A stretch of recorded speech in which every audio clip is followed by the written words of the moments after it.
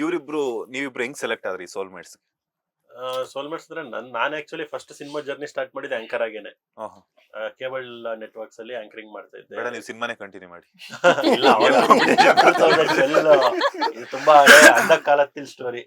12, 13, 14 time. ಆಮೇಲೆ serials ಇಂದ ಹಂಗೆ ಸಿನಿಮಾ ಸಪೋರ್ಟಿಂಗ್ ರೋಲ್ಸ್, ಆಮೇಲೆ ಮೇಜರ್ ಲೀಡ್ ರೋಲ್ ಆಗಿ 2018 ಅಲ್ಲಿ ಒಂದು ರಂಗ್ ಬಿರಂಗಿ ಸಿನಿಮಾ ಅಂತ ಅಲ್ಲಿ ಇಂಟ್ರೊಡ್ಯೂಸ್ ಆದೆ. ಅಲ್ಲಿಂದ ಹಂಗೆ ಜರ್ನಿ ನಡೀತಿತ್ತಲ್ಲ, ಅಲ್ಲಿಂದ ಸಿನಿಮಾ ಜರ್ನಿ ಆಯ್ತು. ಹಂಗೆ ನಾನು ಆಕ್ಚುಲಿ ಮುಂಚೆ ಒಂದು ಸಿನಿಮಾ ಮಾಡ್ಬೇಕಾಗಿತ್ತು. ಆ ಸಿನಿಮಾ ಏನೋ ಸ್ವಲ್ಪ ಪ್ರೊಡ್ಯೂಸರ್ ಡೈರೆಕ್ಟರ್ ಮಧ್ಯೆ ಗಲಾಟೆಗೆ ನಿಂತೋಯ್ತದು. ಆ ಟೀಮ್ ಅಲ್ಲಿ ಒಬ್ರು ಅಸೋಸಿಯೇಟ್ ಡೈರೆಕ್ಟರ್ ಇದ್ರು. ಆ associate director Shankar sir team ಅಲ್ಲಿ ಇದ್ರು. ಅವರು ಇವರು ಎಲ್ಲರೂ ಕೆಲವ್ರನ್ನ ಸೆಲೆಕ್ಟ್ ಮಾಡಿ ರಿಜೆಕ್ಟ್ ಮಾಡಿ ಸಖತ್ ಫಿಲ್ಟರ್ ಮಾಡೋದು ಜಾಸ್ತಿ ಇದೆ.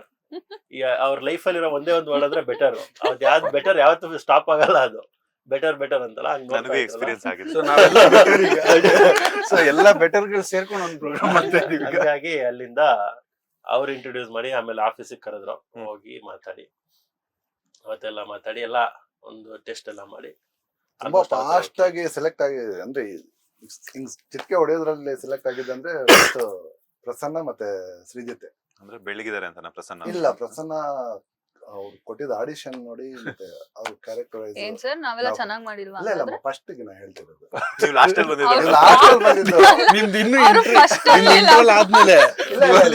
ಇದೆಲ್ಲ ಆಕ್ಚುಲಿ ಅವ್ರ ಸುಮಾರು ಶೂಟ್ ಆದ್ಮೇಲೆ ಇವ್ರು ಬಂದಿದ್ದು. ಲಾಸ್ಟ್ ಅಲ್ಲಿ ಅಂದ್ರೆ ಶ್ರೀಜಿತ್ಗೆ ಮ್ಯಾಚ್ ಆಗುವಂತ ಕ್ಯಾರೆಕ್ಟರ್ ಬೇಕು ಅನ್ನೋದು ನಮ್ಗೆ ಒಂದು ಥಾಟ್ ಅಲ್ಲಿ ಇತ್ತು, ಒಂದು ಐಡಿಯಾದಲ್ಲಿ. ಯಾಕಂದ್ರೆ ಇವ್ರ ಬೇರೆ ತರನೇ ಇದೆ ಅವರು. ಹಂಗಾಗಿ ಅವ್ರದ್ದು ಸೇಮ್ ಮ್ಯಾಚ್ ಇರ್ಬೇಕು. ಒಂದು ಹುಡುಗಿ ಕೂಡ ಆತರ ಇರ್ಬೇಕು. ಬೆಂಗಳೂರು ಅಂತ ಸಿಟಿಯಲ್ಲಿ ಏನೋ ಒಂದು ಕಂಪ್ನಿಯಲ್ಲಿ IT ಈ ತರದ ಕಂಪ್ನಿಯಲ್ಲಿ ಒಂದು ಕೆಲಸ ಮಾಡೋ ಹುಡುಗಿ. ಆ ರೇಂಜ್ಗೆ ಹಂಗೆ ಕಾಣ್ಬೇಕು. ಮತ್ತೆ ಅಲ್ಲಿ ಬಂದ್ರೆ ಹೇಗೆ ಹಳ್ಳಿಯಲ್ಲಿ ಬಂದು ಆ ಸ್ಟೋರಿಗೆ ಕನೆಕ್ಟ್ ಆಗ್ತಾಳೆ ಅನ್ನೋದು ತುಂಬಾ ಸ್ಟ್ರಾಂಗ್ ಆಗಿದೆ ಕ್ಯಾರೆಕ್ಟರ್. ಹಾಗಾಗಿ ಆ ತರದ ಒಂದು ಕ್ಯಾರೆಕ್ಟರ್ ಬೇಕು ಅಂತ ತುಂಬಾ ವೇಟ್ ಮಾಡಿ ಆಮೇಲೆ ತಗೊಂಡಿದ್ದೀವಿ. ಅಲ್ಲೊಂದು ಟ್ವಿಸ್ಟ್ ಬೇರೆ ಸರ್. ಏನು ಅಂದ್ರೆ ನಾನು ಸರ್ ಆಕ್ಚುಲಿ ಇದಾಗಿದ್ದು 2018-19 ಅಲ್ಲಿ ನಾವು ಆಗಿದ್ದು. 2013 14 ಒಂದ್ಸಲ ಇವ್ರದೇ ಆಫೀಸ್ಗೆ ಇವ್ರು ಅವಾಗ್ಲೇ ಯಾವ್ದೋ ಸಿನಿಮಾ ಮಾಡ್ಬೇಕು, ಬರೀ ಪ್ರೊಡ್ಯೂಸರ್ ಆಗ್ಬೇಕು ಅಂತ ಟೀಮ್ ಮಾಡಿದ್ರು. ಅವಾಗ ಅದೇ ಡೈರೆಕ್ಟರ್ ನನ್ನ ಆಡಿಷನ್ ಮಾಡಿದ್ರು 2013 ಅಲ್ಲಿ. ಇಬ್ರು ಕೊಟ್ಟಿದ್ದೀನಿ ಆಡಿಷನ್. ನೀವು ಕೊಟ್ಟಿದ್ದೀರಾ? ಅವಾಗ ಪರಿಚಯ ಇಲ್ಲ. ಅವಾಗ ಯಾವ್ದೋ ಚಿಕ್ಕ 6-7 ವರ್ಷ ಆದ್ಮೇಲೆ ಅದೇ ಜಾಗಕ್ಕೆ ಹೋಗಿ ಅದೇ ಇದು ಮಾಡಿ ಆಡಿಷನ್ ಮಾಡಿ. ಸೇಮ್ ಇವರು ಶ್ರೀಜಿತ್, ಯಶ್ ಶೆಟ್ಟಿ ಸರ್ ಮತ್ತೆ ಪ್ರಸನ್ನ 3 ಜನ ಕೊಟ್ಟೋಗಿದಾರಂತೆ. ನನಗ್ ಗೊತ್ತಿಲ್ಲ. 3 ಜನ ಮತ್ತೆ ನಾವು ರಿಪೀಟ್ ಮಾಡಿದೀವಿ. ಆ ಜಾಗಗಳಿಗೆ ಅವ್ರು ಬಂದಿದ್ದಾರೆ. ಅಂದ್ರೆ ಆ ಸ್ಟೋರಿನೇ ಬೇರೆ, ಸ್ಟೋರಿನೇ ಬೇರೆ. ಅಂದ್ರೆ ಆಡಿಷನ್ ಬಂದು ಕೊಟ್ಟೋಗಿದ್ದಾರೆ. ಬಹುಶಃ ನಿಮ್ಗೆ ಲೀಡ್ ರೋಲ್ ಮಾಡ್ಬೇಕು ಇವ್ರ ಅಂಡರ್ ಅಲ್ಲಿ ಅನ್ನುವಂಥದ್ದು ಇದಿತ್ತೇನೋ, ಹಾಗಾಗಿನೇ ಅದೆಲ್ಲ ಕ್ಯಾನ್ಸಲ್ ಆಗಿದೆ ಬಿಡಿ. ಪ್ರಸನ್ನ ಅವರೇ, ನೀವ್ ಹೆಂಗ್ ಸೆಲೆಕ್ಟ್ ಆದ್ರಿ? ಹೆಂಗಿತ್ತು ನಿಮ್ಮ ಒಂದು ಸೋಲ್ಮೇಟ್ಸ್ ಸಿನಿಮಾದ ಎಕ್ಸ್ಪೀರಿಯನ್ಸ್? ನಾನ್ ಬೇಸಿಕಲಿ ಥಿಯೇಟರ್ ಆರ್ಟಿಸ್ಟ್. ಸಂಚಾರಿ ಥಿಯೇಟರ್ ಅನ್ನೋ ಒಂದು ಥಿಯೇಟರ್ ಅಲ್ಲಿ ಆಲ್ಮೋಸ್ಟ್ ಒಂದು 10-15 ವರ್ಷದಿಂದ ಥಿಯೇಟರ್ ಮಾಡ್ಕೊಂಡು ಬಂದಿದ್ದೀನಿ.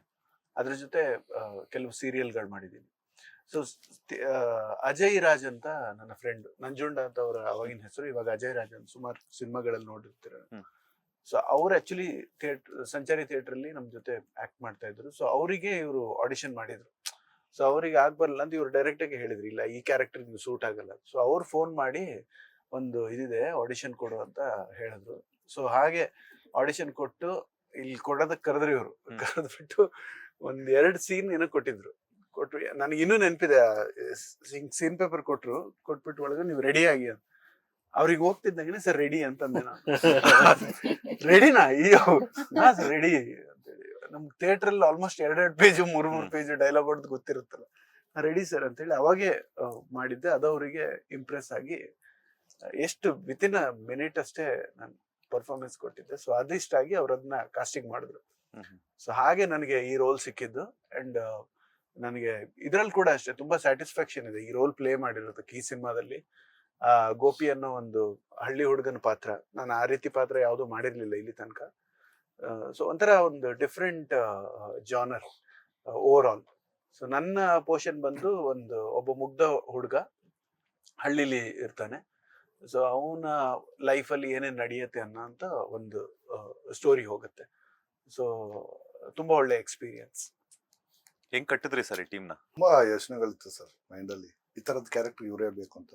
ನೀವು ನಮ್ ಸ್ಟಾರ್ ಕ್ಯಾಸ್ಟ್ ನೋಡಕ್ ಹೋದ್ರೆ ಇವರು ಶರತ್ ಲೋಹಿತ್ ಆಶ್ವ ಸರ್, ಹೌದು. ಅರುಣಾ ಬಾಲರಾಜ್ ಮೇಡಮ್, ಮಂಜುಳಾ ರೆಡ್ಡಿ ಅವರು, ಅರಸು ಮಹಾರಾಜ್, ಯಶ್ ಶೆಟ್ಟಿ ಸರ್, ತಾರಕ್ ಪೊನ್ನಪ್ಪ, ಈ ತರ ದೊಡ್ಡ ತಾರಾ ಬಳಗ ಇದೆ ಇವ್ರ ಜೊತೆನೆ. ಅದು ಹಿಂಗೆ ಬೇಕನ್ನೋದು ಒಂದು ಮೈಂಡಲ್ಲಿ ಇತ್ತು. ನಾವು ನೋಡ್ತಾ ಇರ್ತೀವಲ್ಲ ಸಿನಿಮಾಗಳು ನೋಡ್ಬೇಕಾರೆ, ಯಾವುದೋ ಒಂದು ಕ್ಯಾರೆಕ್ಟರ್ ಚೆನ್ನಾಗಿ ಅನಿಸ್ಬೇಕಾರೆ, ಇಲ್ಲ ಇವ್ರನ್ನ ಏನಾದ್ರೂ ಮಾಡಿ ಈ ಕ್ಯಾರೆಕ್ಟರ್ ಇವ್ರನ್ನೇ ಒಪ್ಪಿಸ್ಬೇಕನ್ನೋದು ಒಂದು ಆಟ ಇತ್ತು. ಅದರಲ್ಲಿ ಏನ್ ಪ್ಲಸ್ ಆಗಿದ್ದಂದ್ರೆ ನಾನೇ ಪ್ರೊಡ್ಯೂಸರ್ ಆಗಿ ನಾನೇ ಡೈರೆಕ್ಟ್ ಆಗಿರೋದ್ರಿಂದ ತುಂಬಾ ಪ್ಲಸ್ ಪಾಯಿಂಟ್ ಆಯ್ತು. ಯಾಕಂದ್ರೆ ಅಪ್ರೋಚ್ ಮಾಡಕ್ಕೆ ತುಂಬಾ ಈಸಿ ಅನಿಸ್ತು ನನಗೆ. ಅದೇ ನಿಮ್ಗೆ ಗೊತ್ತಿರುತ್ತೆ ಇಂಡಸ್ಟ್ರಿಯಲ್ಲಿ ಬೇರೆಯವರಾದ್ರೆ ಇಲ್ಲಪ್ಪ ನೋಡ್ಕೋ ಬಜೆಟ್ ಅದು ಇದು, ನಾವು ಒಂದು ಲಿಮಿಟ್ ಒಂದು ಬಜೆಟ್ ಹಾಕೊಂಡಿದ್ವಿ, ಆದ್ರೆ ಅದು ಮೀರುತ್ತೆ ಅನ್ನೋದು ಒಂದು ತಲೆಯಲ್ಲೂ ಕೂಡ ಇತ್ತು. ಆದ್ರೆ ಆ ಕ್ಯಾರೆಕ್ಟರೇಷನ್ಸ್ ಹಂಗೆ ಬೇಕಿತ್ತು ಸರ್. ನಾನು ಫಸ್ಟ್ ಡೈರೆಕ್ಷನ್ ಮಾಡ್ತಾ ಇರೋದ್ರಿಂದ ನನ್ಗೆ ಆ ಎಕ್ಸ್ಪೀರಿಯನ್ಸ್ ನಾನು ಅನುಭವಿಸ್ಬೇಕಾಗಿತ್ತು. ಮತ್ತೆ ಆ ಕ್ಯಾರೆಕ್ಟರೇಷನ್ಸು ಹಂಗೆ ಇತ್ತು. ಅದ್ರ ಜೊತೆಗೆ ನಾನು ಕೂಡ ಮತ್ತೆ ತುಂಬಾ ಪೂರ್ಣ ಹಾಕೊಂಡ್ರೆ ಆ ಕ್ಯಾರೆಕ್ಟರ್ ಅಷ್ಟು ನೀಟಾಗಿ ಬರಲ್ಲ. ಈಗ ನಾನೇ ಆಗ್ಲೇ ಹೇಳ್ದಂಗೆ ನಾನ್ ಕ್ಯಾರೆಕ್ಟರ್ ಮಾಡಿದಾಗ ಬಿಟ್ಕೊಟ್ನಲ್ಲ, ಆ ತರ ಬೇಡ ಅನ್ನೋದು ಒಂದು ಮೈಂಡ್ ಥಾಟ್ಸ್ ಇತ್ತು.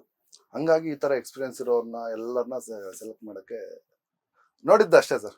ನೋಡ್ತಾ ಇರ್ತೀವಲ್ಲ ಸಿನಿಮಾದಲ್ಲಿ ಇಂಥವ್ರು ಈ ಕ್ಯಾರೆಕ್ಟರ್ ಸೂಪರ್ ಅನ್ನೋದು. ನವೀನ್ ಡಿ ಪಾಟೀಲ್ ಸರ್ ಇದ್ದಾರೆ, ಮೈನ್ ಲೀಡ್ ಮಾಡಿದ್ದಾರೆ, ಇವ್ರ ತಂದೆ ಕ್ಯಾರೆಕ್ಟರ್ ಮಾಡಿದ್ದಾರೆ ಅವರು. ಅವ್ರು ಯೂಶುವಲಿ ಅವ್ರ ಕಾಮಿಡಿ acting ಮಾಡ್ತಾರೆ, ಅಂತೂ- ಬಟ್ ಇದ್ರಲ್ಲಿ ಬೇರೆ ತರನೇ ರೋಲ್ ಇದೆ ಅವ್ರದ್ದು. ಹೌದು, ಸೀರಿಯಸ್ Serious person. ಸೀರಿಯಸ್. ಮತ್ತೆ ಅವ್ರು- ಸ್ವಲ್ಪ ಕಾಮಿಡಿನೂ ಇದೆ. ಅವ್ರು ಯಾವ but, ಲೆವೆಲ್ ಇನ್ವಾಲ್ವ್ ಆಗಿದ್ರು ಅಂದ್ರೆ ನನ್ ಕೈ ಬಳೆ ಚೂರೆಲ್ಲ ಮುರಿದೋಗಿ ಗಾಯ ಎಲ್ಲ ಆಗ್ಬಿಟ್ಟಿತ್ತು. ನಿಮ್ ಕೈ ಹಿಡ್ಕೊಂಡಾಗ ಕೈ ಹಿಡ್ಕೊಂಡಾಗ ಒಂದು ಆ ಥರದ್ದು ಆ scene ಇದೆ. ಲೆವೆಲ್ ಇನ್ವಾಲ್ವ್ ಆಗಿದ್ರು ಅವ್ರು. ಅಂದ್ರೆ ಅವರು ಸಿಂಗಲ್ ಟೇಕ್ ಸರ್. ನಾನೇ ಒಂದ್ಸಲ ಓಕೆ ಅನ್ಬಿಟ್ಟೆ ಅಷ್ಟೇ.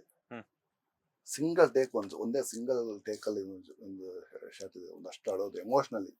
ನಾವು ಗೊತ್ತಾದ್ರೆ ಅವರು ಈಸಿಯಾಗಿ ಮಾಡ್ತಾರೆ ಅನ್ಕೊಂಡಿದ್ವಿ ನಾವು ಆದ್ರೂ ಅವರೇ ಬೇಕನ್ನೋದು ನನ್ಗೊಂದು ಥಾಟ್ಸ್ ಇರೋದ್ರಿಂದಾನೇ ಆ ಕ್ಯಾರೆಕ್ಟರ್ ಅವ್ರನ್ನೇ ತಗೊಂಡಿದ್ದು. ಅದು ನೋಡಿ ಎಲ್ಲರೂ ಅವತ್ತು ದಂಗಾಗ್ಬಿಟ್ವಿ. ನೈಟ್ ಶೂಟ್ ಬೇರೆ, ಲೇಟ್ ನೈಟ್.